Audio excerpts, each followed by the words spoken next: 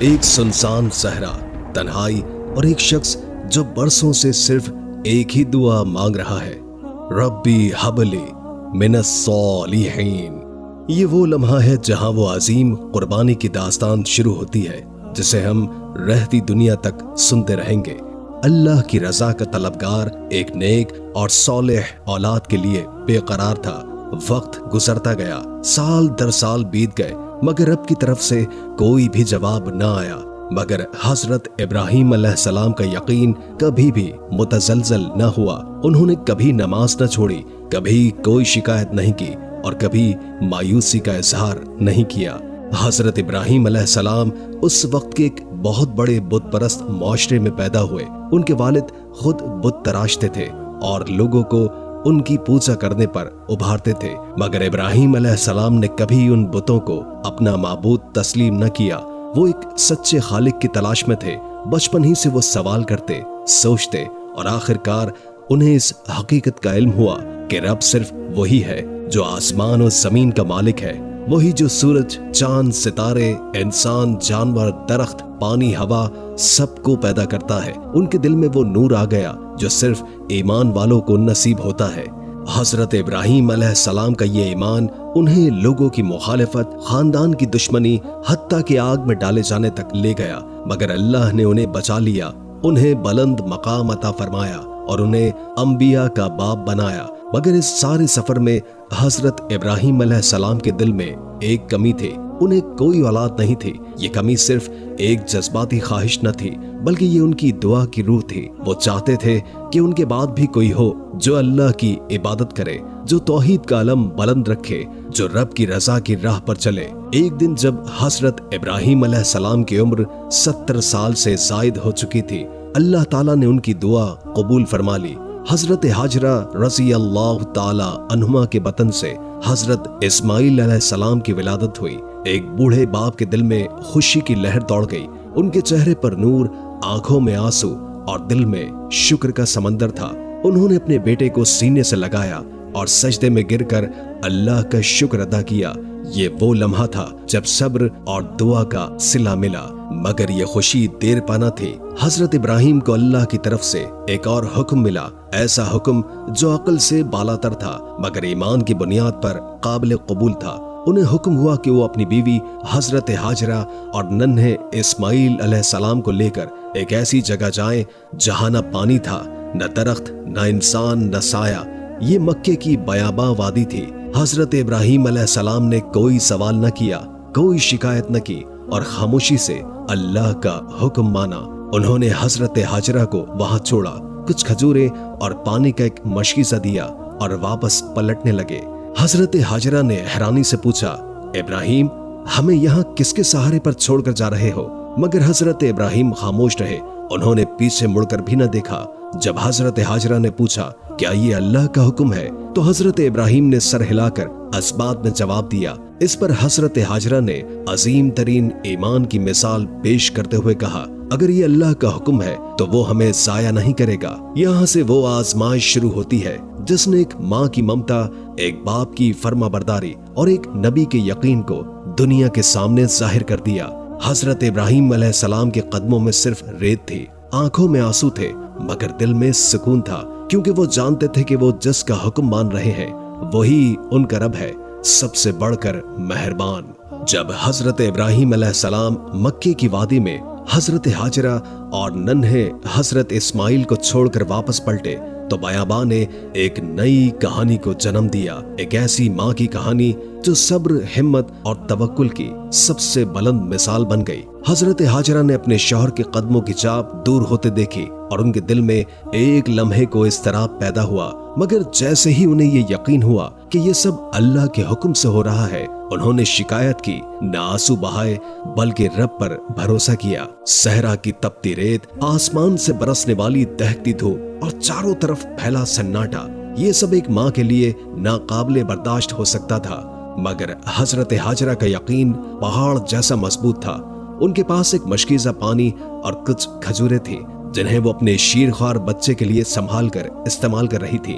ہر قطرے کو نرمی سے بچے کے لبوں پر رکھتی، خود بھی تھوڑا سا پی لیتی تھی और आसमान की तरफ निगाहें उठाकर रब से दुआ करती। 3 दिन गुजर गए, पानी खत्म हो चुका था, खजूरें भी बाकी न थी। धूप और प्यास ने नन्हे हजरत इस्माइल को बेताब कर दिया। वो तड़पने लगे, रोने लगे और हजरत हाजरा का दिल बेकरार हो गया। वो अपने रब की बंदी थी, मगर एक माँ भी थी। ममता की शिद्दत उन्हें मजबूर कर गई कि वो किसी मौजज़े की तलाश में निकल खड़ी हो। वो सफा की पहाड़ी की तरफ दौड़ी।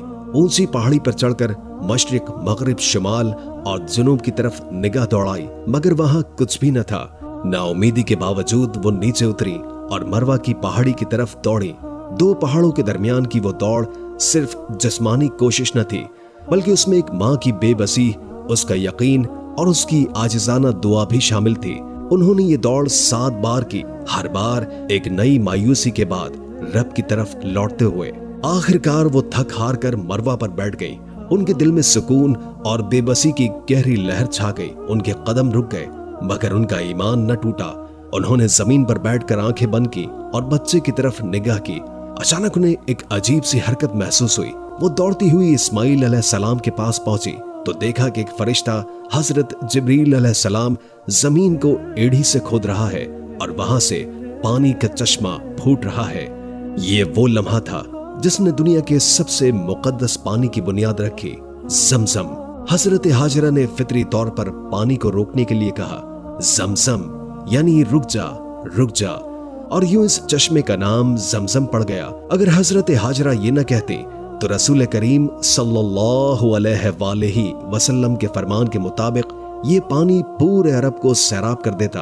हजरत हाजरा ने पानी को जमा किया, मशकीज़े में भरा और नन्हे हजरत इस्माइल अलैहिस्सलाम को पिलाया। उन्होंने खुद भी सैर होकर पिया और रब की बारगाह में सजदा किया।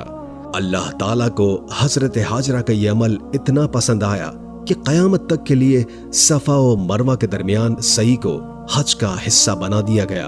आज लाखों मुसलमान इसी रास्ते पर दौड़ते हैं, उसी जोश, उसी यकीन और उसी तस्लीम के साथ, मगर शायद उनमें से कम ही जानते हो कि ये सही एक माँ की बेबसी और रब पर यकीन की लाजवाल निशानी है। ये एक माँ की इबादत थी जो खौफ में भी थी मगर भरोसे में भी, जिसके हाथ खाली थे मगर दिल भरा हुआ था, जो तन्हा थी मगर अपने रब की मैयत में थी। हजरत हाजरा ने हमें सिखाया कि जब दुनिया से आस टूट जाए तब भी रब की तरफ उम्मीद बांधी जा सकती है, और जब रब फैसला करे तो पथरीली जमीन पर भी चश्मा जारी हो सकता है। यही यकीन हजरत हाजरा को तारीख की एक अजीम हस्ती बना गया। आज भी जब कोई हाजी मक्के आता है तो सफा और मरवा की दौड़ में उस अजीम माँ के कदमों के निशान तलाश करता है और जमजम पीकर रब की रहमत को महसूस करता है। मक्के की तपती वादी में जहाँ कभी जिंदगी का तस्वुर भी नहीं किया जा सकता था, अब एक माँ और बेटा रिहाइश पजीर थे। जमजम के पानी ने बयाबा को रहने के काबिल बनाया और रफ्ता रफ्ता कबीला जरहम भी इस इलाके में आबाद होने लगा। हजरत हाजरा की इजाजत से ये कबीला वहां ठहरा और हजरत इस्माइल अलैहिस्सलाम की परवरिश उसी माशरे में होने लगी। मगर उनकी असल तरबियत उनकी माँ के सब्र, दुआ और अल्लाह पर कामिल भरोसे से हुई। माँ की गोद वो पहला मदरसा थी जहाँ अल्लाह की तौहीद, शुक्र, क़नात और इस्तिक़ामत की तालीम दी गई। हजरत इब्राहीम अलैहिस्सलाम वक्तन फवक्तन मक्के आते, अपने बेटे से मिलते, उनकी तरबियत में हिस्सा लेते और फिर वापस फलस्तीन चले जाते। ये मुलाकातें जज्बाती भी होती और रूहानी भी। हजरत इब्राहीम अलैहिस्सलाम जानते थे कि उस बेटे को अल्लाह ने किसी खास मकसद के लिए चुना है, इसलिए वो हर मुलाकात में हजरत इस्माइल को सब्र, अतात और तकवा की तलकीन करते। वो उन्हें शिकार, तीरंदाजी और घुड़सवारी सिखाते, मगर उसके साथ साथ दिल में खौफ खुदा और अल्लाह की रजा को भी उजागर करते। हजरत इस्माइल अलैहिस्सलाम बचपन ही से नरमगो, फरमा बरदार और इबादत गुजार थे। उनका दिल बड़ा था और जुबान मीठी। उनकी तबीयत में आजिज़ी, तबीयत में हया और दिल में शुक्रगुजारी थी। हजरत हाजरा और कबीला जरहम के अफराद उनकी नरमी, सखावत और रास्त गोई से मुतासिर होते। वो जानते थे कि ये बच्चा आम नहीं बल्कि किसी अजीम मकसद के लिए पैदा हुआ है। हजरत इब्राहीम अलैहिस्सलाम जब मक्के वापस आए और उन्होंने देखा कि हजरत इस्माइल अलैहिस्सलाम जवान हो चुके हैं, तो उनके दिल में एक नई दुआ ने जन्म लिया। उन्होंने अल्लाह के हुजूर अर्ज की, तर्जुमा, اے ہمارے رب، ہماری محنت، ہماری قربانی اور ہماری دعا کو قبول فرما۔ یہ وہ لمحہ تھا جب اللہ تعالیٰ نے حضرت ابراہیم علیہ السلام کو ایک اور عظیم آزمائش کے لیے تیار کرنا شروع کیا۔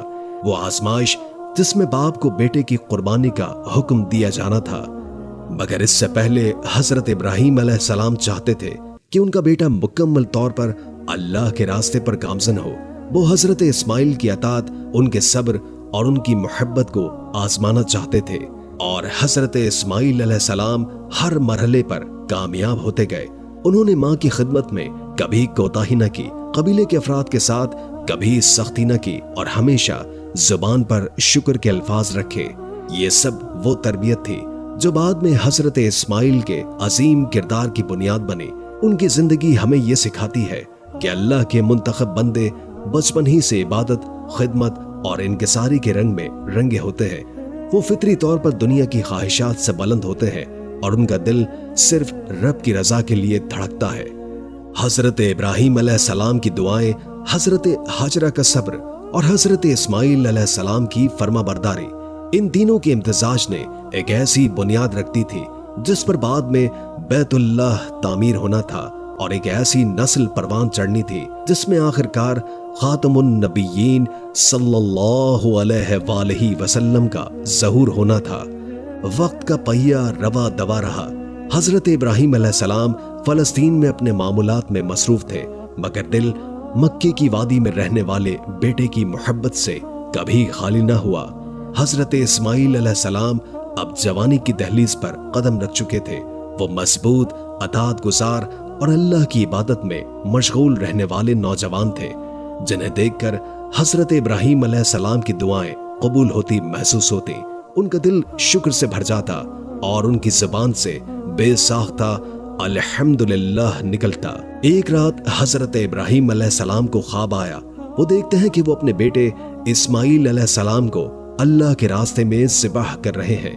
وہ گھبرا کر جاگ جاتے ہیں، سوچ میں پڑ جاتے ہیں کہ یہ کیسا خواب ہے، کیا یہ سچ ہے یا محض ایک خیال؟ اگلی رات پھر وہی خواب آتا ہے۔ اس بار خواب اور زیادہ واضح ہوتا ہے۔ حضرت ابراہیم علیہ السلام اس میں دیکھتے ہیں کہ ان کے ہاتھ میں چاقو ہے اور بیٹا زمین پر لیٹا ہوا ہے۔ تیسری رات جب وہی خواب آیا تو حضرت ابراہیم کو یقین ہو گیا کہ یہ صرف ایک خواب نہیں بلکہ اللہ کی طرف سے ایک حکم ہے۔ یہ خواب بظاہر ناقابل فہم تھا۔ جس بیٹے کو بڑھاپے میں دعاؤں کے بعد پایا ہو، جس کے چہرے میں نبوت کی روشنی ہو، جسے دیکھ کر دل کو سکون اور آنکھوں کو ٹھنڈک ملتی ہو، اسے خود اپنے ہاتھوں سے ذبح کرنا۔ مگر حضرت ابراہیم علیہ السلام جانتے تھے کہ جب رب کا حکم آئے تو بندے کا امتحان بھی ساتھ آتا ہے، اور ایمان کا تقاضا یہی ہے کہ رب کی رضا دنیا کی ہر شے سے مقدم ہو۔ حضرت ابراہیم علیہ السلام نے اپنا دل مضبوط کیا۔ وہ مکے کے لیے روانہ ہوئے۔ راستہ طویل تھا مگر قدموں میں لرزش نہ تھی۔ ہر قدم پر وہ اپنے رب سے دعا کرتے، اے اللہ مجھے ثابت قدم رکھ، میرے دل کو ڈگمگانے نہ دینا، مجھے اس آزمائش میں کامیاب فرما۔ ان کا دل درد سے بھرا ہوا تھا مگر ان کے ایمان میں کوئی کمی نہ تھی۔ وہ جانتے تھے کہ جو بیٹا اللہ نے عطا کیا ہے وہی اگر وہ واپس لے رہا ہے تو وہ اس میں بھی خیر رکھے گا۔ جب حضرت ابراہیم علیہ السلام مکے پہنچے، حضرت ہاجرہ اور حضرت اسماعیل نے خوشی سے ان کا استقبال کیا۔ باپ بیٹے کی آنکھوں میں محبت کی چمک تھی، مگر حضرت ابراہیم علیہ السلام کے دل میں ایک بوجھ بھی تھا۔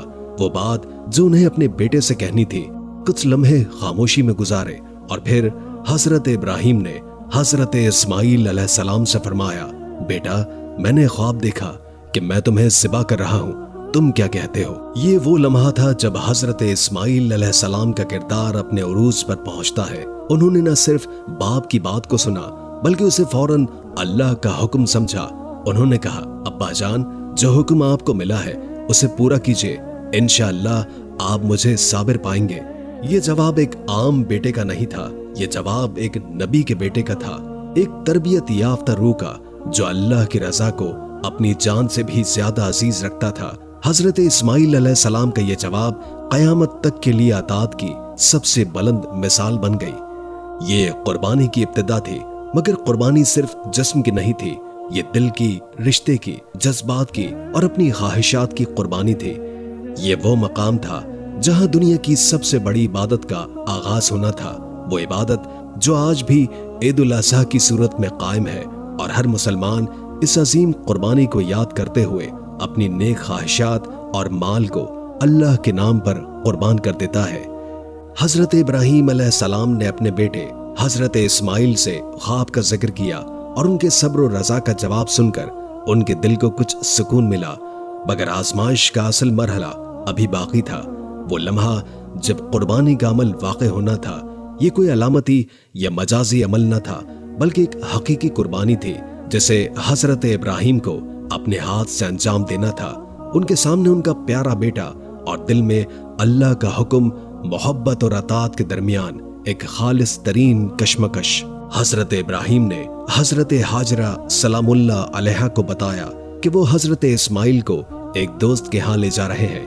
حضرت ہاجرہ نے بیٹے کو تیار کیا اور اسے بہترین کپڑے پہنائے، بال سوارے، خوشبو لگائی اور پیار بھری دعاؤں کے ساتھ رخصت کیا۔ انہیں معلوم نہ تھا کہ یہ رخصتی کس نوعیت کی ہے۔ حضرت اسماعیل اپنی ماں کی نگاہوں سے دور ہوتے گئے اور حضرت ابراہیم علیہ السلام کے ساتھ مینا کی طرف روانہ ہو گئے۔ یہ سفر انتہائی خاموش اور بوجھل تھا۔ حضرت ابراہیم علیہ السلام کے قدم آہستہ تھے، دل میں طوفان تھا، مگر زبان پر شکر اور دل میں اطاعت تھی۔ حضرت اسماعیل بھی خاموشی سے باپ کے ساتھ چلتے ہی جا رہے تھے، ایک باپ اور بیٹے کا سفر جو محبت سے لبریز تھا، مگر دونوں ہی جانتے تھے کہ انجام کیا ہونا ہے۔ یہ سفر رب کی رضا کی طرف لے جا رہا تھا، اور اسی راستے میں شیطان نے اپنی سازش شروع کر دی۔ سب سے پہلے شیطان حضرت ابراہیم علیہ السلام کے سامنے آیا۔ اس نے وسوسہ ڈالا کہ یہ خواب صرف ایک وہم ہے۔ اللہ کیسے تم سے اپنے بیٹے کی قربانی مانگ سکتا ہے؟ تم ایک نبی ہو، کیسے اپنے ہاتھ سے بیٹے کو ذبح کرو گے؟ مگر ابراہیم علیہ السلام نے کنکری اٹھائی اور شیطان کی طرف پھینکی۔ دور ہو جا ہے مردود، یہ پہلا مقام جمرہ تھا۔ اس کے بعد شیطان حضرت اسماعیل علیہ السلام کے سامنے آیا۔ اس نے کہا، تمہارا باپ تمہیں ذبح کرنے جا رہا ہے، یہ ظلم ہے، یہ تمہاری زندگی کا خاتمہ ہے۔ مگر حضرت اسماعیل نے بھی کنکری ماری اور کہا، دفع ہو جا، یہ میرے رب کا حکم ہے۔ یہ دوسرا مقام جمرہ تھا۔ پھر شیطان حضرت ہاجرہ کے پاس گیا۔ اس نے کہا، تمہارا شوہر تمہارے بیٹے کو قتل کرنے جا رہا ہے، روک لو، بچا لو، فریاد کرو۔ مگر حضرت ہاجرہ نے کہا، اگر یہ اللہ کا حکم ہے تو میں راضی ہوں۔ انہوں نے بھی شیطان کو کنکری مار کر بھگا دیا۔ یہ تیسرا مقام جمرہ تھا۔ یہ تینوں کنکریاں، تینوں رد وسوسے آج بھی حج میں شیطان کو کنکریاں مارنے کی صورت میں زندہ ہے۔ یہ صرف رسم نہیں بلکہ علامت ہے اس جنگ کی جو ہر مومن کو اپنے نفس، شک اور وسوسے سے لڑنی پڑتی ہے۔ مینا کے مقام پر پہنچ کر حضرت ابراہیم نے بیٹے کو بتایا کہ وقت آ گیا ہے۔ حضرت اسماعیل نے عاجزی کے ساتھ عرض کیا، ابا جان، میرے ہاتھ اور پاؤں باندھ دیجئے تاکہ میں تڑپ نہ جاؤں اور آپ کو تکلیف نہ ہو، اور میرے چہرے کو زمین کی طرف کر دیجئے تاکہ آپ میری آنکھوں میں نہ دیکھ سکے، اور ہاں، اپنی آنکھوں پر پٹی باندھ لیجئے تاکہ فریاد کرتے وقت دل نہ کانپے۔ یہ الفاظ ایک بیٹے کے نہیں بلکہ ایک سچے مومن کے تھے۔ حضرت ابراہیم نے تمام ہدایات پر عمل کیا، آنکھوں پر پٹی باندھی، بیٹے کو زمین پر لٹایا، چاقو ہاتھ میں لیا اور پورے عزم کے ساتھ ذبح کرنے کی کوشش کی، مگر چاقو نے کام نہ کیا۔ چاقو کند نہ تھا، ہاتھ کمزور نہ تھے، نیت میں شک نہ تھا، مگر اللہ کی مرضی کچھ اور ہی تھی۔ اللہ تعالیٰ نے حضرت جبریل علیہ السلام کو حکم دیا کہ جنت سے ایک عظیم مینڈھا لے کر جاؤ۔ جیسے ہی حضرت ابراہیم نے دوبارہ چاقو چلایا، حضرت جبریل نے حضرت اسماعیل کو ہٹا کر مینڈھا رکھ دیا۔ جب حضرت ابراہیم نے آنکھوں سے پٹی ہٹائی تو دیکھا کہ بیٹا مسکرا رہا ہے اور ایک مینڈھا ذبح ہو چکا ہے۔ آسمان سے آواز آئی، اے ابراہیم، تم نے خواب سچ کر دکھایا، ہم نیکی کرنے والوں کو یوں ہی نوازتے ہیں۔ یہ قربانی صرف ایک نبی کی اطاعت نہیں تھی، یہ تاریخ انسانیت کی سب سے بلند مثال تھی۔ یہ دکھاتی ہے کہ ایمان صرف زبان کا دعویٰ نہیں بلکہ دل کا فیصلہ اور عمل کی گواہی بھی ہے۔ حضرت ابراہیم علیہ السلام نے جب اپنی آنکھوں سے پٹی ہٹائی اور دیکھا کہ ان کا بیٹا سلامت ہے اور اس کی جگہ ایک جنتی مینڈھا ذبح ہو چکا ہے تو ان کا دل خوشی اور شکر سے لبریز ہو گیا۔ انہوں نے بیٹے کو سینے سے لگایا اور آنکھوں سے بے اختیار آنسو بہنے لگے، آنسو شکر کے، محبت کے اور رب کی رحمت کے۔ حضرت اسماعیل علیہ السلام بھی اپنے والد کے گلے لگے اور دونوں نے سجدہ شکر ادا کیا۔ وہ لمحہ صرف ایک باپ اور بیٹے کی ملاقات کا نہیں تھا، بلکہ وہ ایک عظیم آزمائش کی کامیابی کا اعلان تھا جس پر قیامت تک عمل کیا جانا تھا۔ اسی لمحے آسمان سے صدا آئی، اے ابراہیم، تم نے خواب سچ کر دکھایا، بے شک ہم نیکوکاروں کو اسی طرح نوازتے ہیں۔ یہ وہ آیت ہے جو قرآن مجید میں محفوظ ہے اور ہر مومن کے لیے یاد دہانی ہے کہ اللہ کبھی بھی کسی عمل کو ضائع نہیں کرتا، خصوصاً جب وہ عمل اخلاص، صبر اور قربانی پر مبنی ہو۔ یہ واقعہ کسی افسانوی داستان کی طرح نہیں، بلکہ رب ذوالجلال کی طرف سے ایک پیغام ہے کہ ایمان کی تکمیل قربانی کے بغیر ممکن نہیں۔ حضرت ابراہیم کی اس اطاعت نے انہیں خلیل اللہ کا لقب دلوایا، یعنی اللہ کا دوست، اور حضرت اسماعیل کو وہ مقام عطا ہوا کہ وہ نبیوں کے سلسلے کی بنیاد بنے، وہ نسل جس سے بعد میں نبی آخر الزماں حضرت محمد مصطفیٰ صلی اللہ علیہ وآلہ وسلم پیدا ہوئے۔ اللہ تعالیٰ نے حضرت ابراہیم اور حضرت اسماعیل کی اس قربانی کو صرف ایک لمحاتی آزمائش کے طور پر نہیں لیا، بلکہ اسے ایک مستقل سنت میں تبدیل فرما دیا۔ قیامت تک جو بھی مسلمان حج کرے گا وہ مینا میں قربانی کرے گا اور شیطان کو کنکریاں مارے گا۔ یہ سب حضرت ابراہیم کی سنت کی یادگار ہے۔ عید الاضحیٰ صرف جانور ذبح کرنے کا نام نہیں، بلکہ یہ اس نیت کو زندہ کرنے کا دن ہے جو حضرت ابراہیم علیہ السلام کے دل میں تھی، میں وہ بھی قربان کر دوں گا جو مجھے سب سے زیادہ عزیز ہے، اگر وہ میرے رب کی رضا کے خلاف ہو۔ اللہ تعالیٰ نے ہمیں یاد دلایا کہ اصل قربانی جانوروں کی نہیں بلکہ نیت، جذبے اور اخلاص کی ہے۔ قرآن میں فرمایا گیا، اللہ کو نہ ان کے گوشت پہنچتے ہیں اور نہ ان کا خون، بلکہ اسے تمہارا تقوی پہنچتا ہے۔ یہ وہ نقطہ ہے جو ہر مسلمان کے دل میں ہونا چاہیے۔ کیا ہم اللہ کی رضا کے لیے اپنی خواہشات، اپنی پسند اور اپنی ضد اور اپنی انا کو قربان کرنے کے لیے تیار ہیں؟ حضرت ابراہیم اور حضرت اسماعیل علیہ السلام کی قربانی کی قبولیت نے ایک نئی امت کی بنیاد رکھ دی، امت مسلمہ، وہ امت جس کا مرکز خانہ کعبہ بنا، جس کی عبادات میں حج اور قربانی شامل ہوئے اور جس کی شناخت اطاعت، اخلاص اور فدائیت بنی۔ قربانی کی عظیم آزمائش کے بعد حضرت ابراہیم علیہ السلام اور حضرت اسماعیل علیہ السلام کی زندگی میں ایک نیا مرحلہ شروع ہوا، ایک ایسا مرحلہ جس کا مقصد صرف ایک خاندان کی عبادت نہیں بلکہ تمام انسانیت کے لیے اللہ کی طرف بلانے کا مرکز بنانا تھا۔ یہ مرحلہ تھا خانہ کعبہ کی تعمیر کا، جو آج بھی مسلمانوں کا قبلہ، عبادت کا محور اور اللہ کی وحدانیت کی علامت ہے۔ اللہ تعالیٰ نے حضرت ابراہیم علیہ السلام کو حکم دیا کہ وہ خانہ کعبہ کی بنیاد رکھے۔ یہی وہ جگہ تھی جہاں حضرت ہاجرہ سلام اللہ علیہا اور حضرت اسماعیل علیہ السلام کو چھوڑا گیا تھا، جہاں زمزم کا چشمہ جاری ہوا، جہاں قربانی کی آزمائش مکمل ہوئی۔ وہی وادی بے آب ہو گیا مگر رب کی رحمتوں سے بھرپور۔ حضرت ابراہیم نے اس حکم کی تعمیل میں حضرت اسماعیل علیہ السلام کے ساتھ مل کر خانہ کعبہ کی تعمیر کا آغاز کیا۔ دونوں باپ بیٹے نے اپنے ہاتھوں سے پتھر جمع کیے، زمین صاف کی اور ایک ایک اینٹ رکھ کر اللہ کے گھر کی بنیاد ڈالی۔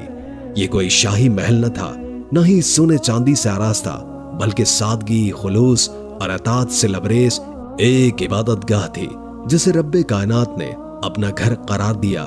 قرآن مجید اس لمحے کو یوں محفوظ کرتا ہے، ترجمہ: اور جب ابراہیم اور اسماعیل اس گھر کی بنیاد اٹھا رہے تھے تو دعا کرتے تھے، اے ہمارے رب، ہم سے قبول فرما، بے شک تو خوب سننے والا، جاننے والا ہے۔ یہ دعا اس عمل کا نچوڑ تھی، محنت، عبادت اور خلوص کے ساتھ یہ یقین کہ صرف وہی عمل قبول ہوتا ہے جو دل سے کیا جائے۔ حضرت ابراہیم اینٹ رکھتے، حضرت اسماعیل پانی دیتے اور پتھر اٹھاتے، اور دونوں ساتھ ساتھ دعا کرتے، نہ کوئی فخر، نہ کوئی غرور، صرف عاجزی اور اللہ کی رضا کی طلب۔ جب دیواریں بلند ہو گئیں اور بیت اللہ کی شکل بننے لگی، حضرت ابراہیم نے ایک مقام پر کھڑے ہو کر دیواروں کی اونچائی تک پتھر رکھنے کا سلسلہ جاری رکھا۔ یہی وہ مقام ہے جسے آج مقام ابراہیم موجود ہے، وہ پتھر جس پر حضرت ابراہیم کے قدموں کے نشانات آج بھی محفوظ ہیں۔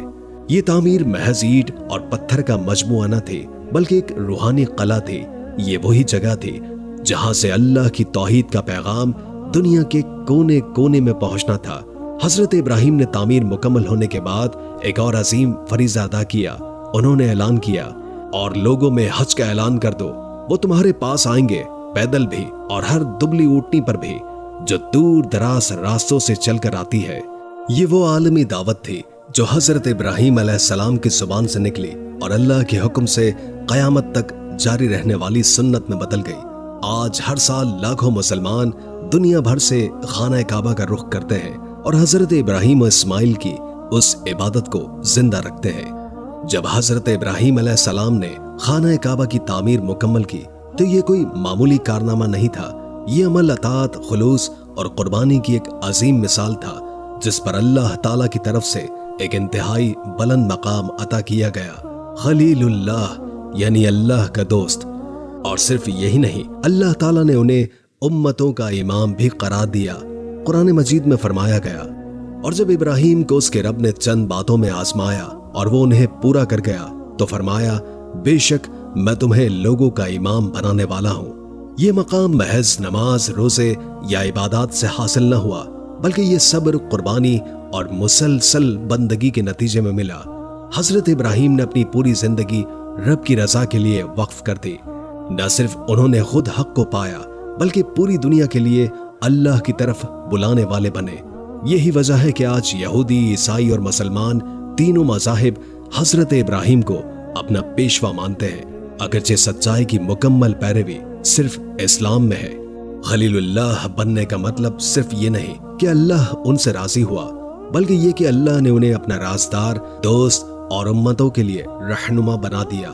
اس عظیم مرتبے کے ساتھ حضرت ابراہیم نے اللہ سے ایک اور دعا کی کہ ان کی نسل میں بھی ایسے رہنما پیدا ہوں جو اللہ کی اطاعت کریں۔ انہوں نے عرض کی، ترجمہ، اور کیا میری اولاد بھی؟ اللہ تعالیٰ نے فرمایا، ترجمہ، میرا وعدہ ظالموں کو نہیں پہنچتا۔ یہ جواب ہمیں بتاتا ہے کہ اللہ کی دوستی، امامت اور قیادت صرف نسل یا خون کے رشتے سے نہیں بلکہ کردار، تقوی اور اطاعت سے ملتی ہے۔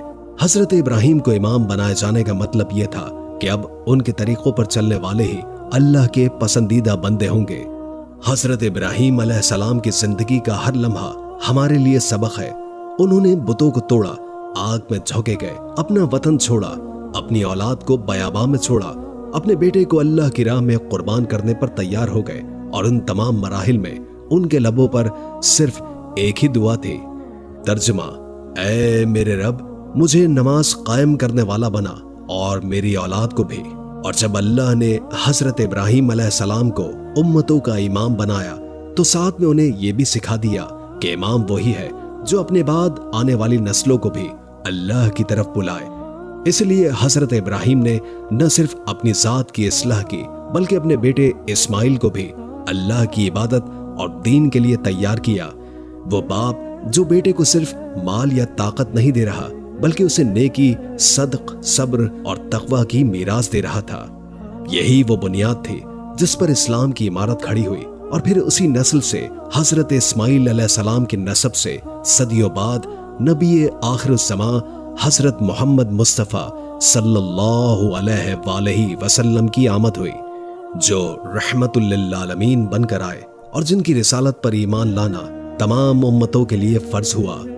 جب خانہ کعبہ کی تعمیر مکمل ہوئی اور حضرت ابراہیم علیہ السلام کو امتوں کا امام مقرر کر دیا گیا تو ان کی زبان پر ایک اور دعا جاری ہو گئی، ایک ایسی دعا جو نہ صرف ان کی اولاد کے لیے بلکہ قیامت تک آنے والی پوری انسانیت کے لیے تھی۔ یہ دعا مکے کے لیے تھی، اس بیاباں وادی کے لیے جسے انہوں نے کبھی صرف اللہ کے حکم پر آباد کیا تھا، جہاں نہ کوئی سبزہ تھا، نہ کوئی پانی تھا، بلکہ صرف ایک ماں اور شیرخوار بچہ رہائش پذیر تھا۔ قرآن مجید میں حضرت ابراہیم علیہ السلام کی یہ دعا یوں ذکر کی گئی ہے، اے میرے رب، اس شہر کو امن والا بنا دے اور اس کے رہنے والوں کو پھلوں سے روزی عطا فرما۔ یہ دعا محض زمین کے ٹکڑے کے لیے نہیں تھی بلکہ ایک روحانی مرکز کے لیے تھی، ایک ایسی جگہ کے لیے جہاں سے توحید کی روشنی پوری دنیا میں پھیلنی تھی۔ حضرت ابراہیم علیہ السلام جانتے تھے کہ یہ وہ مقام ہے جسے اللہ نے منتخب کیا ہے اور جسے روحانی قیادت کا مرکز بننا ہے، اس لیے انہوں نے اس کی سلامتی، رزق اور روحانی برکتوں کے لیے دعا مانگی۔ اس کے بعد انہوں نے ایک اور دعا کی، ایک ایسی دعا جو آج بھی دلوں کو ہلا کر رکھ دیتی ہے۔ ترجمہ: اے ہمارے رب، ان میں ایک رسول بھیج جو ان پر تیری آیات تلاوت کرے، انہیں کتاب و حکمت سکھائے اور ان کا تزکیہ کرے۔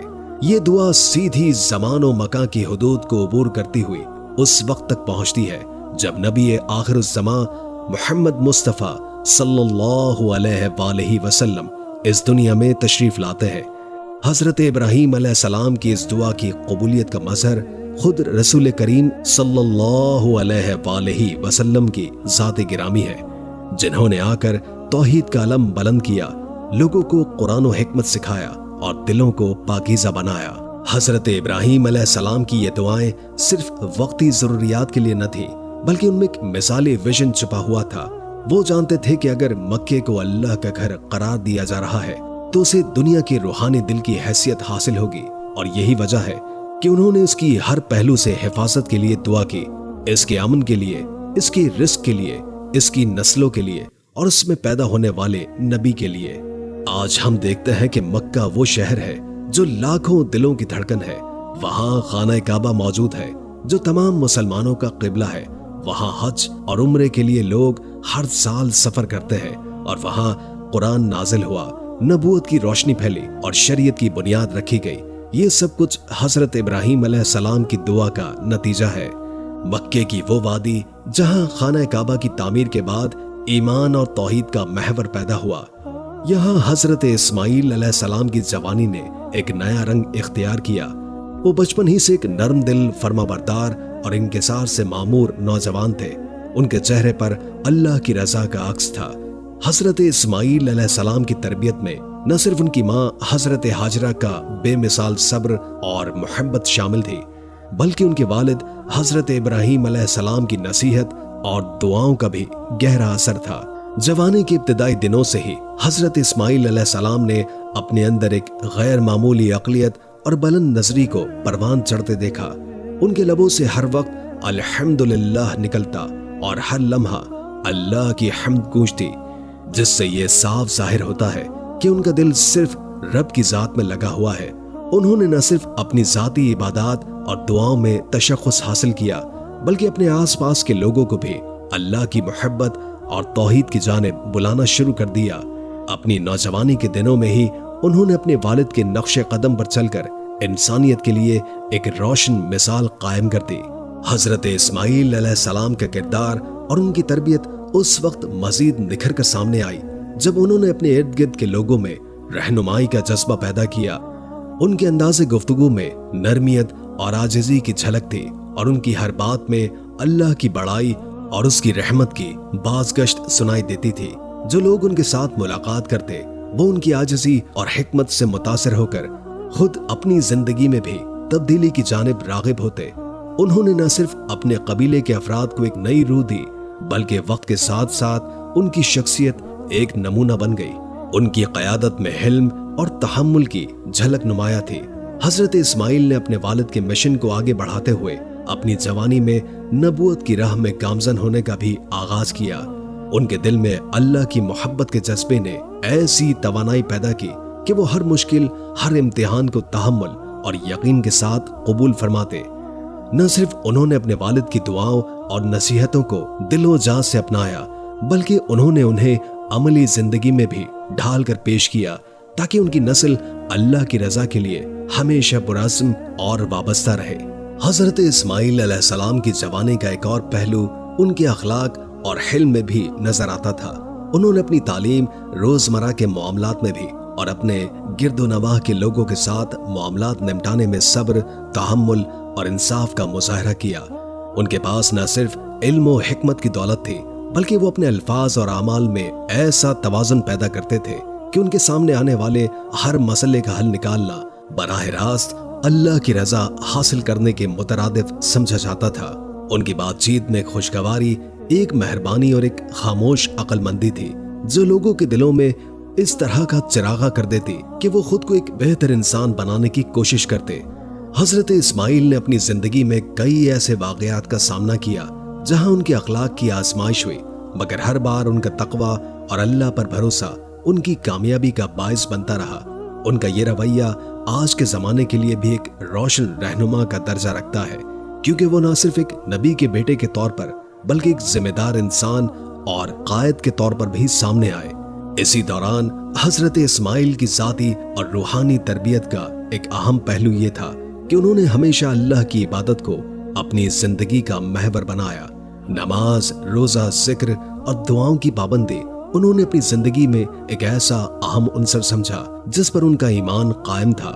ان کی ہر عبادت میں ایک ایسا اسلوب تھا جس سے صاف ظاہر ہوتا ہے کہ وہ اللہ کی وحدانیت اور رسالت کی عظمت کو بھانپ چکے ہیں۔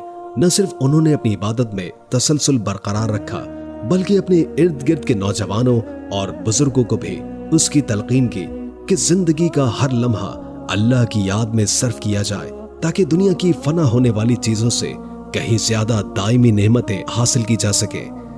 ان کا یہ رویہ اپنے والد حضرت ابراہیم اور ان کی والدہ حضرت ہاجرہ سے سیکھا گیا تھا، جو زندگی کے ہر امتحان میں اللہ کی رضا پر یقین رکھتے تھے۔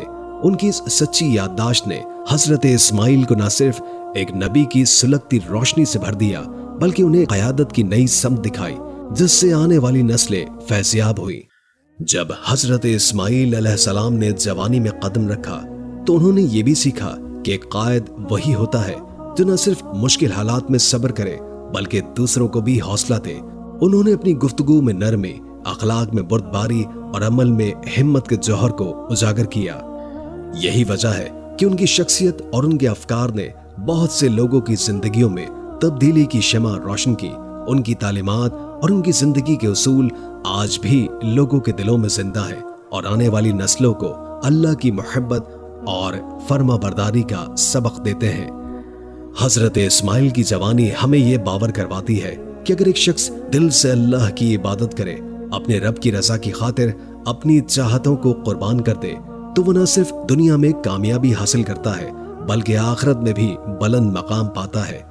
ان کی زندگی کی کہانی ایک ایسی روحانی میراث ہے جو ہر دور کے انسان کے لیے رہنمائی کا باعث ہے کہ ایمان کی بنیاد صرف دعاؤں اور عبادت میں نہیں بلکہ کردار کی بلندی، اخلاق کی پاکیزگی اور صبر و تحمل میں پوشیدہ ہے۔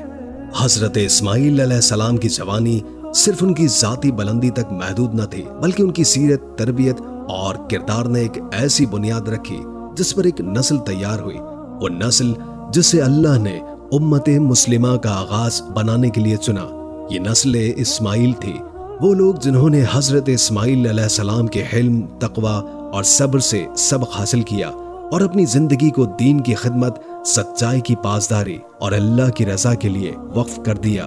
قبیلہ جرہم جو حضرت اسماعیل کی ازدواجی زندگی سے منسلک تھا، انہی کے ذریعے مکے میں آباد ہوا۔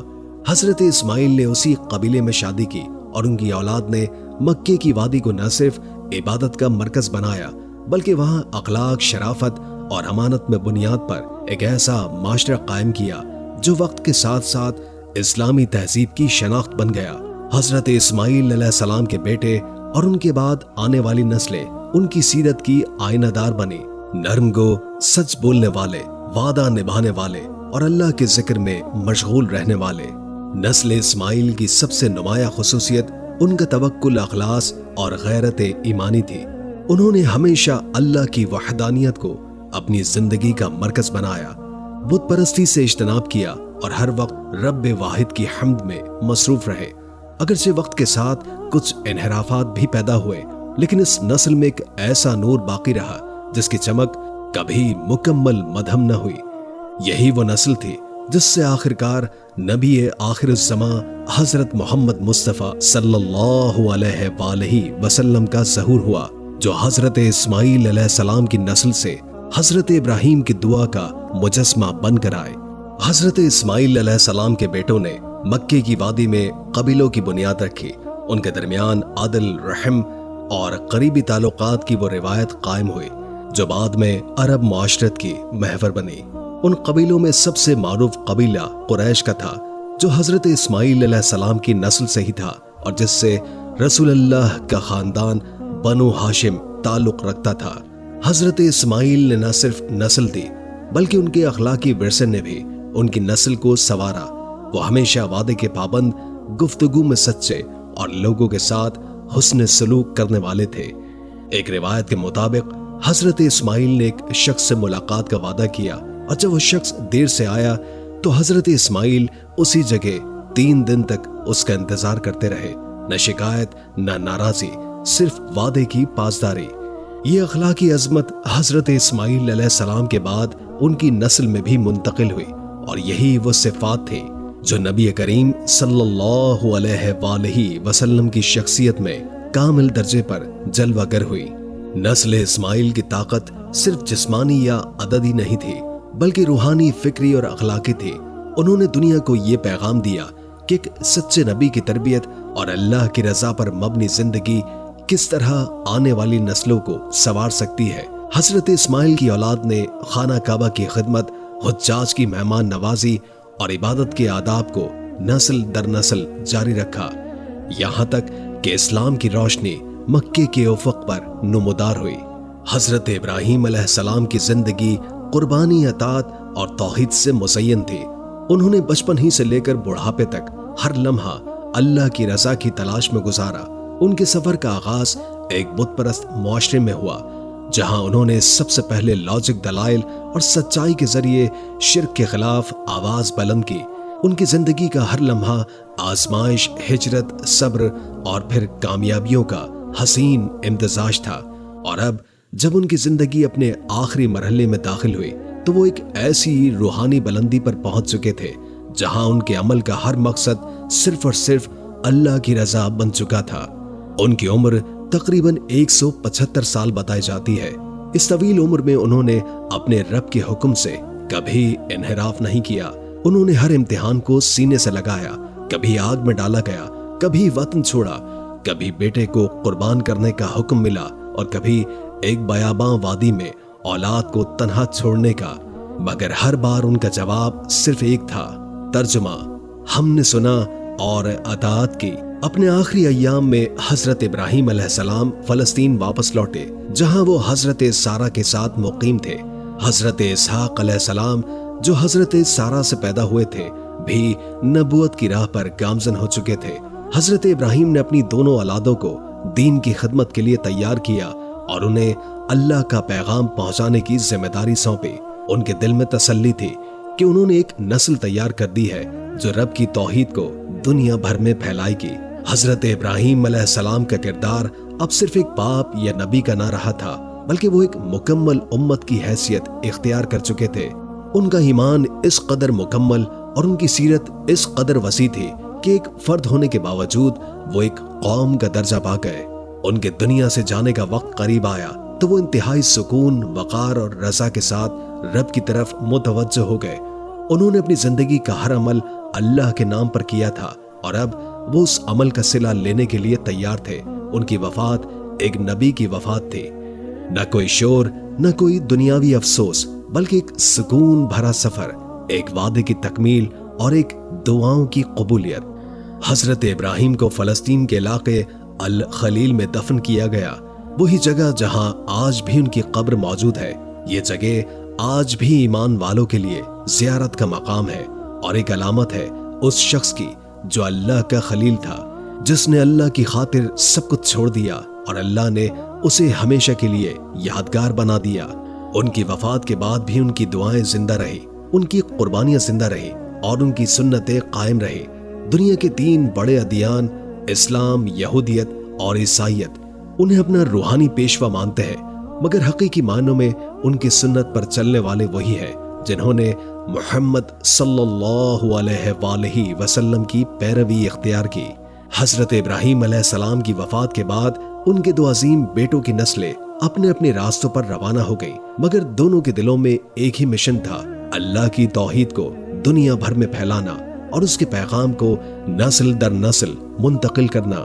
حضرت اسماعیل اور حضرت اسحاق علیہ السلام دونوں کو نبوت عطا کی گئی اور دونوں کو وہ علم، حکمت، صبر اور قیادت عطا ہوئی جو ان کے والد کی میراث تھی۔ حضرت اسماعیل علیہ السلام مکے میں قیام پذیر رہے، جہاں انہوں نے قبیلہ جرہم کے ساتھ زندگی گزاری اور مکے کو اللہ کی عبادت کا مرکز بنائے رکھا۔ ان کی اولاد میں توحید، خلوص اور عبادت کا وہ رنگ باقی رہا جو حضرت ابراہیم کی دعاؤں کا اثر تھا۔ حضرت اسماعیل نے بیت اللہ کی خدمت کو اپنا نصب العین بنایا اور وہ خانہ کعبہ جسے وہ اپنے والد کے ساتھ تعمیر کر چکے تھے، اب ان کی نسل کی نگرانی میں ایک روحانی مرکز بن چکا تھا۔ ان کی اولاد نے حجاج کرام کی خدمت، زمزم کی دیکھ بھال اور اللہ کی عبادت کے آداب کو محفوظ رکھا۔ دوسری طرف حضرت اسحاق علیہ السلام کو اللہ تعالیٰ نے فلسطین اور اس کے آس پاس کے علاقوں میں نبوت عطا کی۔ ان کی اولاد میں حضرت یعقوب علیہ السلام پیدا ہوئے جو خود بھی نبی تھے، اور بعد میں حضرت یوسف علیہ السلام جیسی عظیم ہستی ان کے بیٹوں میں شامل ہوئی۔ یہ نسل بنی اسرائیل کہلائی اور انہیں اللہ تعالیٰ نے بار بار انبیاء سے نوازا۔ موسیٰ، ہارون، داؤد، سلیمان، یحییٰ، زکریا اور عیسیٰ علیہ السلام سب حضرت اسحاق کی نسل سے تھے۔ یوں حضرت ابراہیم کی نسل دو روحانی دھاروں میں تقسیم ہوئی۔ نسل اسماعیل، جن کا روحانی اثر مکہ، عرب اور بالآخر نبوت محمدی کی صورت میں ظہور پذیر ہوا۔ نسل اسحاق، جنہوں نے شام، فلسطین اور بنی اسرائیل کے علاقوں میں نبوت کا علم بلند رکھا۔ دونوں نسلیں ایک ہی مشن کی علم بردار تھی، لا الہ الا اللہ کا پیغام۔ یہ دونوں راستے ایک ہی درخت کی شاخیں تھیں جن کی جڑ توحید تھی اور پانی ابراہیم کی قربانی اور دعا سے حاصل ہوا تھا۔ یہ بات قابل غور ہے کہ اگرچہ بنی اسرائیل کو کثرت سے انبیاء عطا ہوئے، مگر آخری اور کامل نبی حضرت محمد صلی اللہ علیہ وآلہ وسلم کو نسل اسماعیل سے پیدا کیا گیا، تاکہ دونوں نسلوں کی نبوت کا اختتام ایک ایسی رسالت پر ہو جو عالمگیر اور جس پر ایمان لانا پوری انسانیت کے لیے فرض ہو۔ یہ اللہ کی حکمت تھی کہ اس نے ایک باپ کی دو نسلوں کو مختلف میدانوں میں مقرر کیا۔ یہ اللہ کی حکمت تھی کہ اس نے ایک باپ کی دو نسلوں کو مختلف میدانوں میں مقرر کیا۔ ایک نسل کو آسمانی کتابوں کی تعلیم کے ذریعے قائم کیا اور دوسری نسل کو عرب کی سادگی، خلوص اور فطرت کی روشنی سے سرفراز فرمایا۔ یہاں تک کہ وقت آ گیا جب دونوں راستے مدینہ منورہ میں ملے اور اسلام کا نور پوری دنیا میں پھیل گیا۔ اسماعیل اور حضرت اسحاق کی نسلیں اس بات کی علامت ہے کہ اللہ کی ہدایت کسی نسل، قوم یا علاقے تک محدود نہیں، بلکہ وہ ہر اس دل تک پہنچتی ہے جو سچائی، اخلاص اور رب کی رضا کا طالب ہو۔ اور دونوں بھائیوں کی زندگی ہمیں یہ سکھاتی ہے کہ قربانی، اطاعت اور دعا سے نکلی ہوئی نسلیں زمین پر روشنی کا سبب بنتی ہیں۔ صدیوں قبل ایک بوڑھے نبی نے مکے کی سنسان وادی میں ہاتھ اٹھا کر اللہ سے دعا کی تھی، اے میرے رب، ان میں ایک رسول بھیج جو انہیں تیری آیات پڑھ کر سنائے، انہیں کتاب و حکمت سکھائے اور ان کا تزکیہ کرے۔ یہ وہ الفاظ تھے جو حضرت ابراہیم علیہ السلام نے خانہ کعبہ کی تعمیر کے دوران کہے۔ ان الفاظ میں صدق، یقین اور رب کی رضا کی تلاش تھی۔ اللہ تعالیٰ نے اس دعا کو رد نہ کیا، بلکہ وقت کی گرد چھٹنے کے بعد صدیوں بعد اسی وادی میں حضرت محمد صلی اللہ علیہ وآلہ وسلم کی ولادت ہوئی، جو اس دعا کا زندہ مجسمہ تھے اور نبوت کی آخری کڑی۔ حضرت محمد صلی اللہ علیہ وآلہ وسلم کی پیدائش عام حالات میں نہ ہوئی۔ آپ ایک یتیم تھے جنہیں دنیاوی سہاروں سے زیادہ اللہ نے حفاظت سے پالا۔ بنو ہاشم کے قریشی قبیلے میں آپ کی پرورش ہوئی، مگر آپ کا دل ہمیشہ دنیا کی بے معنی رونقوں سے ہٹا رہا۔ سچائی، انصاف، رحم اور فطرت سے محبت آپ کی فطری صفات تھی۔ لوگ آپ کو الصادق اور الامین کہتے کیونکہ آپ کی زبان جھوٹ سے پاک اور آپ کا عمل دھوکہ دہی سے مبرہ تھا۔ 40 برس کی عمر میں غار حرا میں وحی نازل ہوئی، اقرا بسمی ربک الذی خلق، اور حضرت محمد صلی اللہ علیہ وآلہ وسلم کو وہ ذمہ داری عطا ہوئی جس کی تیاری ان کی پوری زندگی کر رہی تھی۔ آپ کی نبوت کوئی نئی دعوت نہیں تھی، بلکہ حضرت ابراہیم علیہ السلام ہی کی دعوت کا تسلسل تھی۔ آپ نے فرمایا، میں ابراہیم کی دعا اور عیسیٰ کی بشارت ہوں، یعنی آپ کی آمد اللہ کی ایک بہت بڑی منصوبہ بندی کا حصہ تھی جس کا آغاز حضرت ابراہیم علیہ السلام کی قربانی سے ہوا تھا۔ رسول اللہ صلی اللہ علیہ وآلہ وسلم نے جب مکے کے لوگوں کو توحید، عدل اور انسانیت کی دعوت دی تو وہی نسل جو حضرت اسماعیل علیہ السلام سے منسوب تھی آپ کی مخالفت پر اتر آئی، مگر نبی کریم نے ہار نہ مانی۔ انہوں نے وہی صبر اپنایا جو حضرت ابراہیم نے آگ میں اپنایا تھا، وہی حکمت جو حضرت اسماعیل نے قربانی کے وقت دکھائی تھی، اور وہی وقار جو انبیاء کا شعار تھا۔ 23 سالہ نبوی زندگی میں آپ نے وحی کے ذریعے انسانیت کو مکمل ہدایت قرآن کی شکل میں ایک زندہ معجزہ اور اپنی سنت کے ذریعے ایک عملی نمونہ عطا کیا۔ آپ کی نبوت حضرت ابراہیم علیہ السلام کی اس دعا کا وہ ثمر تھی جو وقت کی دھول میں چھپی نہ رہ سکی۔ اللہ نے آپ کو قرآن میں فرمایا۔ ترجمہ: بے شک ابراہیم کے سب سے زیادہ حقدار وہ ہے جو ان کے پیروکار بنے، اور یہ نبی محمد صلی اللہ علیہ وآلہ وسلم۔ نبی کریم صلی اللہ علیہ وآلہ وسلم نے نہ صرف اللہ کی توحید کو زندہ کیا بلکہ خانہ کعبہ کی اس حیثیت کو بحال کیا جو حضرت ابراہیم علیہ السلام نے رکھی تھی، وہ کہ یہ اللہ کا گھر ہے، صرف اللہ کا۔ آپ نے بیت اللہ کو بتوں سے پاک کیا اور اعلان فرمایا، حق آ گیا اور باطل مٹ گیا۔ آپ کی ذات صرف بنی اسماعیل کے لیے نہیں تھی بلکہ تمام انسانیت کے لیے رحمت تھی۔ ترجمہ: ہم نے آپ کو تمام جہانوں کے لیے رحمت بنا کر ہی بھیجا ہے۔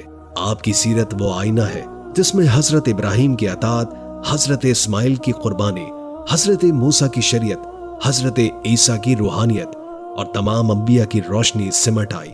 آپ کی نبوت کا اختتام اس بات کی دلیل تھا کہ اب وحی مکمل ہو چکی ہے اور دین اپنی آخری صورت میں دنیا کے سامنے آ چکا ہے۔ حضرت ابراہیم علیہ السلام کی زندگی صرف ایک نبی کی زندگی نہ تھی بلکہ وہ اعمال اور سنتوں کا مجموعہ تھی جنہیں اللہ تعالیٰ نے بعد میں دین اسلام کا لازمی حصہ بنا دیا۔ یہ وہ عبادات تھی جو حضرت ابراہیم اور حضرت اسماعیل علیہ السلام نے اللہ کے حکم پر انجام دی، اور اللہ تعالیٰ نے انہیں قیامت تک کے لیے محفوظ فرما دیا تاکہ مومن ان اعمال کو ادا کر کے خلیل اللہ کی راہ پر چل سکے اور اللہ کی قربت حاصل کرے۔ سب سے پہلی اور عظیم سنت ہے قربانی۔ وہ لمحہ جب حضرت ابراہیم علیہ السلام نے خواب میں دیکھا کہ وہ اپنے بیٹے اسماعیل کو اللہ کے راستے میں ذبح کر رہے ہیں، اور پھر انہوں نے اس خواب کو حکم الہی سمجھ کر عملاً ادا کیا۔ وہ عمل محض ایک ذاتی آزمائش نہ تھا بلکہ امت کے لیے ایک زندہ مثال بن گیا۔ اللہ تعالیٰ نے اس قربانی کو اتنا پسند فرمایا کہ فرمایا، ترجمہ: اور ہم نے اسے ایک عظیم قربانی میں بدل دیا۔ یہی وہ قربانی ہے جو ہر سال عید الاضحیٰ کے موقع پر دنیا بھر کے مسلمان دہراتے ہیں۔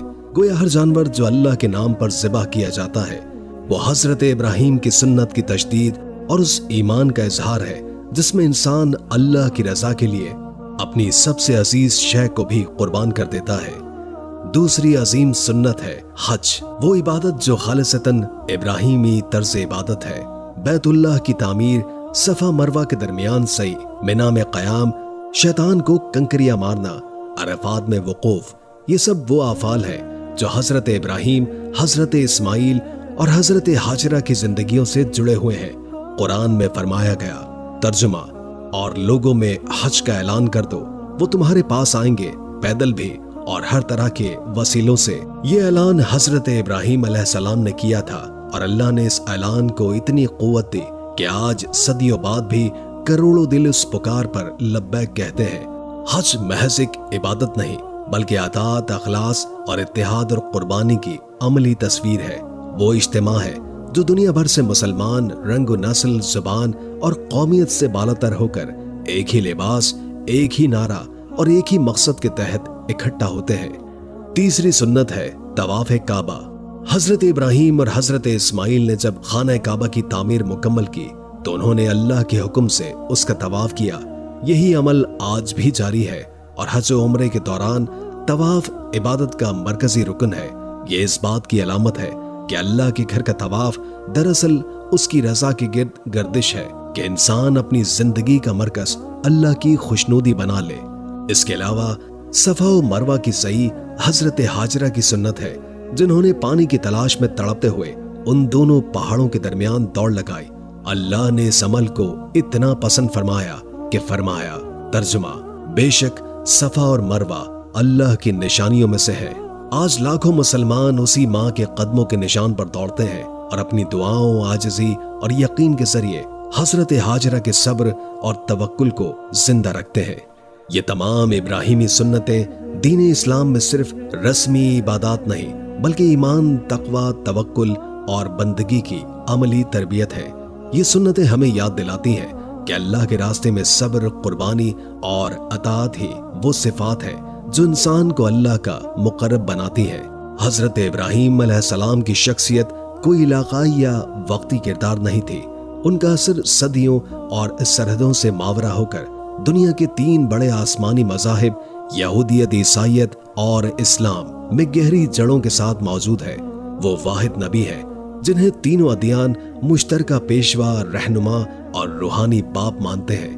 یہی وہ عصر ہے جسے تاریخ ابراہیمی عصر کے نام سے یاد کرتی ہے، ایک ایسا عصر جو صرف مذہبی عقائد تک محدود نہیں بلکہ تہذیب، اخلاق، عبادت اور روحانی شعور تک پھیلا ہوا ہے۔ یہودیت میں حضرت ابراہیم کو ابرام یا ابراہام کے نام سے جانا جاتا ہے اور انہیں بنی اسرائیل کا بانی، ایمان کا باپ اور خدا کے ساتھ عہد کرنے والا نبی تصور کیا جاتا ہے۔ تورات میں ان کا تذکرہ انتہائی تفصیل کے ساتھ ملتا ہے، جہاں انہیں خالص توحید کا علم بردار کہا گیا ہے۔ یہودی روایات کے مطابق اللہ تعالیٰ نے ان سے وعدہ کیا تھا کہ ان کی نسل زمین کی وراثت پائے گی اور ان کے بیٹے اسحاق کے ذریعے نبوت کا سلسلہ جاری رہے گا۔ مگر یہ بات یہاں قابل غور ہے کہ یہودی روایت حضرت اسماعیل کو نظر انداز کرتی ہے، حالانکہ قرآن کریم اور اسلامی تعلیمات حضرت اسماعیل کو برابر کا نبی اور حضرت ابراہیم کی دعا کا حصہ قرار دیتے ہیں۔ عیسائیت میں بھی حضرت ابراہیم کو ایک مرکزی مقام حاصل ہے۔ انجیل میں انہیں ایمان کی علامت کہا گیا ہے اور ان کا تذکرہ بار بار اس حوالے سے کیا جاتا ہے کہ انہوں نے بغیر دیکھے، بغیر سمجھے اور صرف اللہ پر یقین کرتے ہوئے اپنے بیٹے کی قربانی کے لیے خود کو تیار کیا۔ عیسائیت کا تصور نجات بھی حضرت ابراہیم کے ایمان کی مثال سے جڑا ہوا ہے، یعنی بندے کو نجات صرف ایمان سے ملتی ہے، عمل سے نہیں۔ اگرچہ اسلام ایمان اور عمل دونوں کو لازم قرار دیتا ہے، پھر بھی حضرت ابراہیم کی اطاعت و یقین کو دونوں مذاہب میں تسلیم کیا جاتا ہے۔ اسلام میں حضرت ابراہیم کو خلیل اللہ یعنی اللہ کا دوست کہا گیا ہے۔ قرآن مجید انہیں امت، امام اور کامل انسان قرار دیتا ہے۔ نہ صرف مسلمانوں کا قبلہ خانہ کعبہ ہے جسے حضرت ابراہیم اور حضرت اسماعیل نے تعمیر کیا، بلکہ نماز، حج، قربانی اور دیگر کئی عبادات بھی ان کی سنت سے جڑی ہوئی ہے۔ نبی کریم حضرت محمد مصطفیٰ صلی اللہ علیہ وآلہ وسلم نے فرمایا، میں ابراہیم کی دعا ہوں، یعنی ان کی بعثت بھی حضرت ابراہیم کی خواہش کا تسلسل ہے۔ اسلامی عقیدہ حضرت ابراہیم کو ایک توحید پرست نبی، شرک سے نفرت کرنے والا اور تمام انسانیت کے لیے ہدایت کا نمونہ قرار دیتا ہے۔ تینوں مذاہب میں حضرت ابراہیم کا مشترکہ مقام یہ ظاہر کرتا ہے کہ ان کی شخصیت مذہبی اختلافات کے باوجود روحانی وحدت کی علامت بن سکتی ہے۔ ان کے عقائد کی بنیاد توحید، عدل اور قربانی پر ہے، وہی اقدار جو ہر سچے مذہب کی بنیاد ہونی چاہیے۔ ان کا پیغام وقت کی قید سے آزاد ہے، اللہ ایک ہے، اس کے حکم کے آگے سر جھکا دینا ہی اصل بندگی ہے۔ ایمان صرف زبانی اقرار نہیں بلکہ عملی اطاعت کا نام ہے۔ قربانی صرف جانور کی نہیں بلکہ خواہشات، انا اور دنیا کی محبت کی ہے۔ ابراہیمی اثر صرف عبادات یا عقائد میں نہیں بلکہ عالمی تہذیب میں بھی نمایاں ہے۔ دنیا کے کئی قوانین، معاشرتی اصول اور اخلاقی بنیادیں ابراہیمی تعلیمات پر کھڑی ہیں، جیسے صداقت، امانت، مہمان نوازی اور عدل۔ حضرت ابراہیم کی زندگی سے ہمیں وہ اخلاقی ڈھانچہ ملتا ہے جس پر ایک پرامن، منصفانہ اور اللہ پر توکل کرنے والی دنیا قائم ہو سکتی ہے۔ صدیاں بیت گئی، قومیں آئی اور مٹ گئی، تہذیبیں ابھری اور ختم ہو گئی، مگر حضرت ابراہیم علیہ السلام کی سیرت آج بھی زندہ ہے، روشن ہے اور ہر مومن کے دل میں چراغ کی مانند جلتی ہے۔ ان کی زندگی صرف ایک تاریخی واقعہ نہیں بلکہ ہر دور کے انسان کے لیے ایک مکمل ضابطہ حیات ہے۔ آج کے انسان کو اگر اللہ کی رضا، اخلاقی بلندی اور روحانی سکون چاہیے تو اسے حضرت ابراہیم کی سیرت میں جھانکنا ہوگا۔ حضرت ابراہیم علیہ السلام کی سب سے پہلی اور بنیادی صفت تھی توحید پر یقین کامل۔ وہ ایک ایسے معاشرے میں پیدا ہوئے جہاں ہر طرف شرک، بت پرستی اور خرافات پھیلی ہوئی تھی، مگر انہوں نے آنکھ کھولتے ہی سوال کرنا سیکھا۔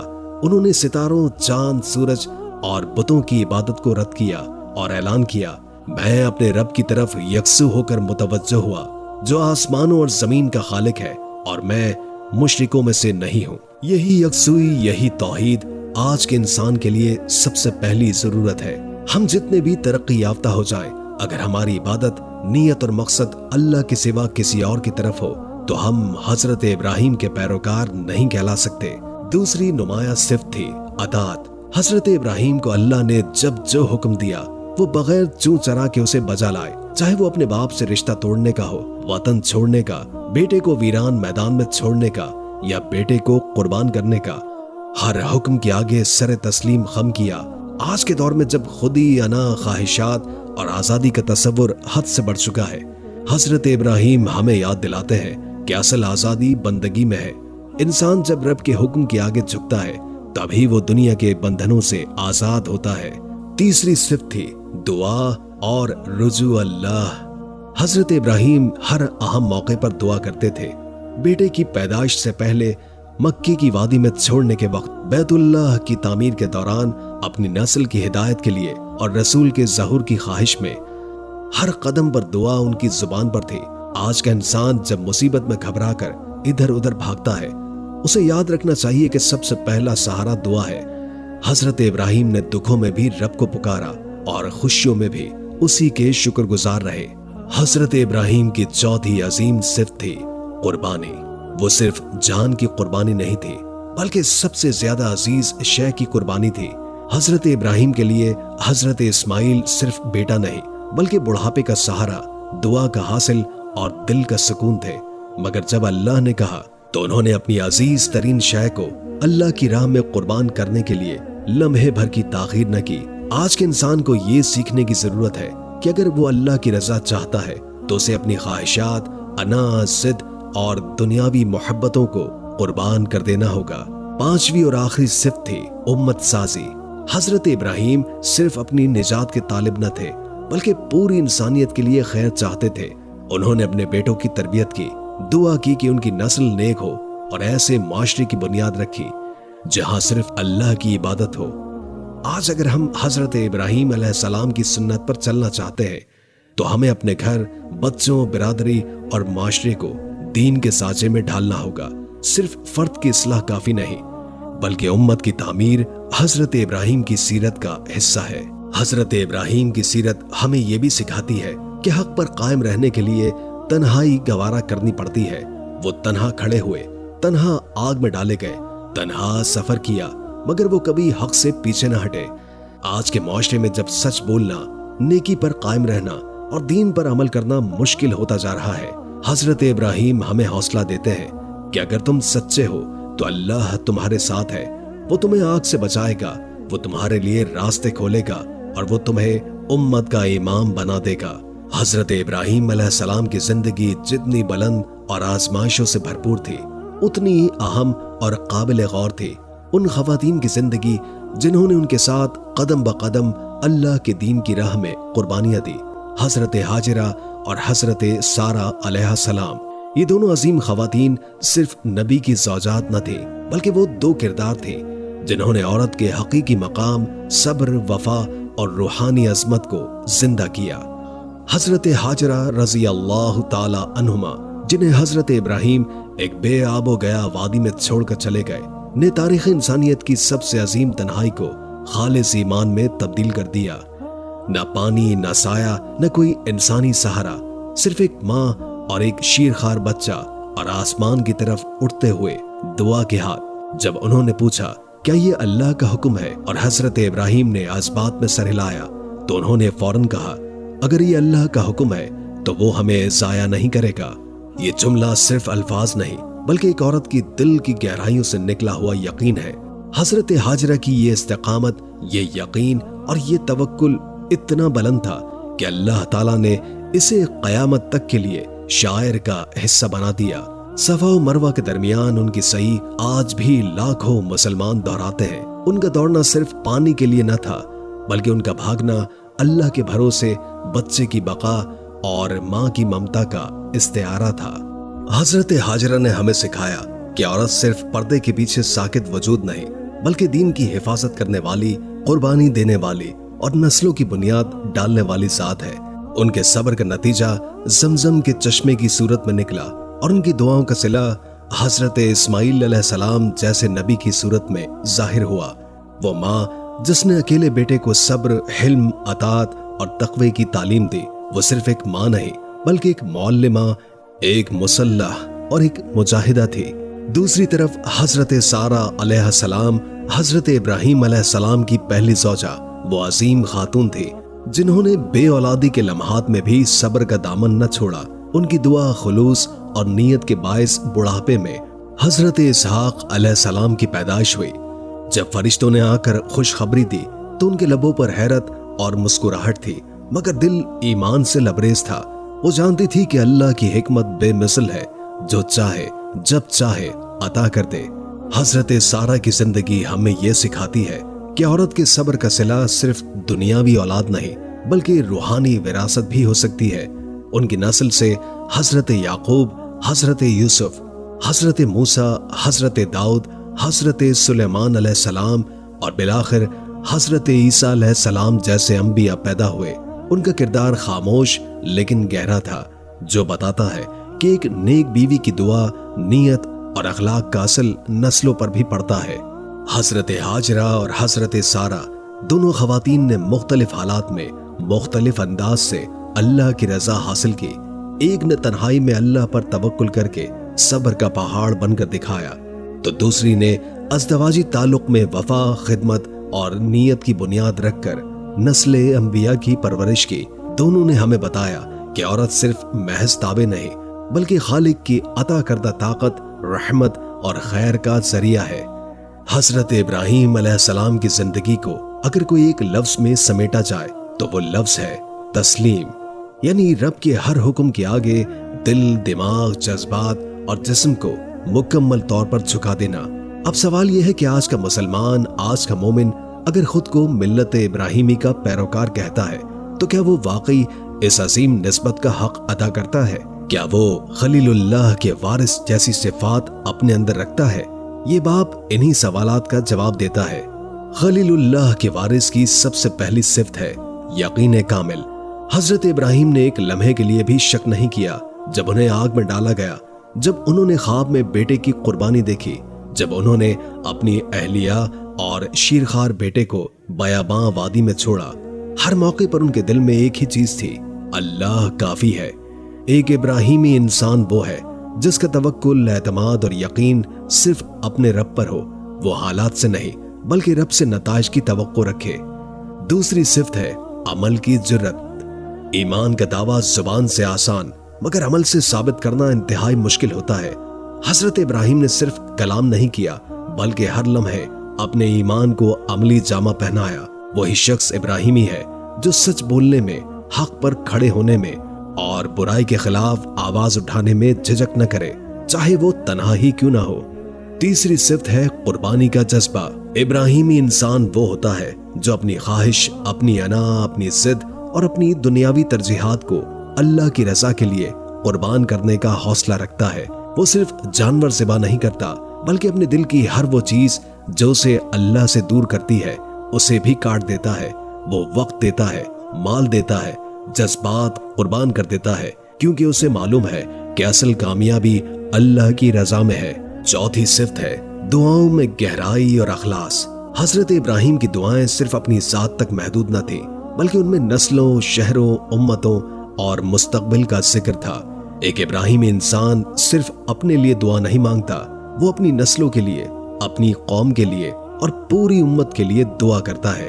وہ جانتا ہے کہ دعا ایک بندے کی فریاد نہیں بلکہ ایک صالح فکر کی منصوبہ بندی بھی ہے۔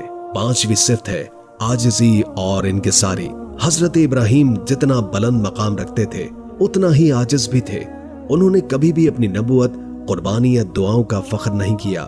وہ ہر عمل کے بعد دعا کرتے۔ ترجمہ: اے ہمارے رب، ہماری عبادت کو قبول فرما، بے شک تو سننے والا اور جاننے والا ہے۔ ابراہیمی وراثت وہ ہے جو عمل کر کے بھی خود کو خالی سمجھے، جو نیکی کر کے بھی عاجز رہے اور جو رب کی رضا کے سوا کچھ بھی نہ چاہے۔ چھٹی اور انتہائی اہم صفت ہے امت سازی کا شعور۔ حضرت ابراہیم صرف خود نیک بننے پر مطمئن نہ ہوئے، انہوں نے نسل بنائی، دعا کی، تربیت کی اور معاشرہ تشکیل دیا۔ ایک سچا ابراہیمی انسان کبھی خود غرض نہیں ہوتا، وہ صرف اپنی نجات کا نہیں سوچتا بلکہ پوری امت کی بھلائی کے لیے کوشش کرتا ہے۔ وہ والدین ہے تو بچوں کے کردار کا ذمہ دار ہے، استاد ہے تو شاگردوں کی فکر میں ہے، رہنما ہے تو قوم کی تربیت میں لگا ہوا ہوتا ہے۔ یہی وہ صفات ہے جس سے ایک سچا ابراہیمی انسان پہچانا جاتا ہے، اور یہی صفات تھیں جو محمد مصطفیٰ صلی اللہ علیہ وآلہ وسلم میں مکمل ہو کر جلوہ گر ہوئی۔ وہی جو ابراہیم کی دعا کا نتیجہ تھے، اور جنہوں نے ملت ابراہیمی کو کامل دین کی صورت میں دنیا کے سامنے پیش کیا۔ ایک انسان، ایک دعا، ایک قربانی، اور اس کے نتیجے میں ایک دین، ایک امت اور ایک ایسا پیغام جو قیامت تک کے لیے انسانیت کی رہنمائی بن گیا۔ حضرت ابراہیم علیہ السلام کی زندگی کوئی عام انسانی سفر نہیں، بلکہ رب کی رضا تک پہنچنے والا وہ مکمل راستہ ہے جو ہر اس شخص کے لیے نشان راہ ہے جو اللہ کا دوست بننا چاہتا ہے۔ ان کی کہانی ایک عظیم دعوت ہے جو کہتی ہے، اگر تم سچ میں جاننا چاہتے ہو کہ اللہ تمہیں اپنا خلیل بنائے تو ابراہیم کی راہ اختیار کرو۔ خلیل اللہ کا پیغام صرف تاریخ کا حصہ نہیں بلکہ آج کا سب سے اہم سبق ہے۔ وہ پیغام جو توحید سے شروع ہوتا ہے، ایک رب، ایک معبود اور ایک مرکز۔ حضرت ابراہیم نے ہمیں سکھایا کہ اگر ساری دنیا مخالف ہو جائے تب بھی ایک اللہ کافی ہے۔ جب آگ میں ڈالا گیا، جب بیٹا چھوڑا گیا، جب بیٹا قربان کیا گیا، ہر لمحے انہوں نے رب کی رضا کو مقدم رکھا۔ ایک پیغام ہے صبر کا جو حضرت ہاجرہ کی سعی میں نظر آتا ہے۔ وہ ماں جو بچے کو پیاس سے تڑپتا چھوڑ کر پانی کی تلاش میں دوڑتی ہے، مگر شکایت نہیں کرتی بلکہ کہتی ہے، اگر یہ اللہ کا حکم ہے تو وہ ہمیں ضائع نہیں کرے گا۔ یہی ایمان خلیل اللہ کی راہ کا دوسرا سنگ میل ہے، توکل۔ تیسرا پیغام ہے قربانی۔ صرف جانور ذبح کرنا ابراہیمی سنت کا خلاصہ نہیں۔ اصل قربانی وہ ہے جو انسان اپنی خواہشات، اپنی انا، اپنے غرور، اپنی ضد اور اپنی دنیاوی محبتوں کی کرتا ہے۔ حضرت ابراہیم نے اپنا سب سے عزیز بیٹا رب کے حکم پر قربان کرنے کے لیے تیار ہو کر دکھایا۔ حضرت اسماعیل نے خود کو رب کے حکم کے آگے سر جھکا دیا۔ یہی تسلیم و رضا خلیل اللہ کی راہ کا وہ مرحلہ ہے جہاں ایمان کمال کو پہنچتا ہے۔ چوتھا پیغام ہے دعا۔ حضرت ابراہیم کی دعائیں دنیا کی سب سے طاقتور دعاؤں میں شامل ہیں، جن کے اثرات آج بھی دنیا پر نمایاں ہیں۔ ان کی دعائیں محدود نہیں تھی، وہ اولاد کے لیے بھی مانگتے، نسل کے لیے بھی، امت کے لیے بھی اور ایک رسول کے لیے بھی۔ یہ خلوص دعا ہی تھا جس کے نتیجے میں حضرت محمد مصطفیٰ صلی اللہ علیہ وآلہ وسلم دنیا میں تشریف لائے اور دین اسلام مکمل ہوا۔ پانچواں اور آخری پیغام ہے امت سازی۔ حضرت ابراہیم نے خود نجات کے راستے پر چلنے کے بعد پیچھے پلٹ کر دیکھا اور لوگوں کو ساتھ لے کر چلے۔ انہوں نے صرف فرد نہیں، ایک قوم بنائی۔ ملت ابراہیمی وہ امت ہے جس میں ہر وہ شخص شامل ہو سکتا ہے جو توحید، اطاعت، قربانی، دعا اور اصلاح معاشرہ کو اپنی زندگی کا نصب العین بنا لے۔ خلیل اللہ کا پیغام سادہ ہے مگر بلند ہے۔ یہ بتاتا ہے کہ رب کی رضا صرف ظاہری عبادات سے نہیں بلکہ باطنی اخلاق اور کردار سے حاصل ہوتی ہے۔ آج اگر انسان سکون، کامیابی اور رب کی قربت چاہتا ہے تو اسے ابراہیم کی راہ پر چلنا ہوگا۔ اسے اس راہ پر قدم رکھنا ہوگا جس پر چل کر آگ گلزار ہو جاتی ہے، تنہائی عبادت بن جاتی ہے اور قربانی قیامت تک کے لیے مثال بن جاتی ہے۔ یہی وہ راستہ ہے جس پر حضرت محمد مصطفیٰ صلی اللہ علیہ وآلہ وسلم نے قدم رکھا اور اپنی امت کو بھی اسی راہ کی طرف بلایا۔ یہی وہ پیغام ہے جو حج میں، قربانی میں، نماز میں، دعا میں اور اسلامی تہذیب کے ہر پہلو میں جھلکتا ہے۔ اے مومن، اگر تو چاہتا ہے کہ رب تجھے اپنی دوستی کا شرف دے تو ابراہیم کے جیسا بن جا، سچا، اطاعت گزار، صابر، متوکل، دعا گو اور امت کا خیر خواہ۔ خلیل اللہ کا پیغام تیرے لیے چراغ راہ ہے اور رب کی رضا تک جانے والا سیدھا راستہ ہے۔ یقین، قربانی، صبر اور توکل، یہ صرف الفاظ نہیں بلکہ حضرت ابراہیم علیہ السلام کی پوری زندگی کا خلاصہ ہے۔ ان کی کہانی ہمیں یہ سکھاتی ہے کہ جب انسان اپنا سب کچھ اللہ کے سپرد کر دیتا ہے تو رب اسے وہ مقام عطا کرتا ہے جس پر زمانے رشک کیا کرتے ہیں۔ آج جب ہم اس داستان کے 20 ابواب مکمل کر چکے ہیں تو دل یہی گواہی دیتا ہے کہ حضرت ابراہیم کی سیرت صرف ماضی کی یاد نہیں بلکہ حال کی ضرورت اور مستقبل کی روشنی ہے۔ اگر ہم چاہتے ہیں کہ ہماری زندگی میں اللہ کی مدد سکون اور کامیابی شامل ہو جائے تو ہمیں حضرت ابراہیم علیہ السلام کی راہ پر چلنا ہوگا۔ ان کے جیسا ایمان، ان کے جیسا خلوص، ان جیسی قربانی اور ان جیسا تعلق رب سے، یہی وہ صفات ہیں جو ہمیں دنیا میں باوقار اور آخرت میں کامیاب بنا سکتی ہیں۔ یہ صرف ایک کہانی نہ تھی، یہ ایک دعوت تھی اپنے رب کی طرف پلٹنے کی، اس کی رضا کو اپنی زندگی کا مقصد بنانے کی اور اس عظیم نبی کی سنت کو دل سے اپنانے کی۔ بس اگر دل نے کبھی سچ کی صدا سنی ہو تو اب وقت ہے اسے قبول کرنے کا، کیونکہ ابراہیم کا راستہ وہی ہے جو رب کی رضا تک جاتا ہے، اور یہی ہے اصل کامیابی۔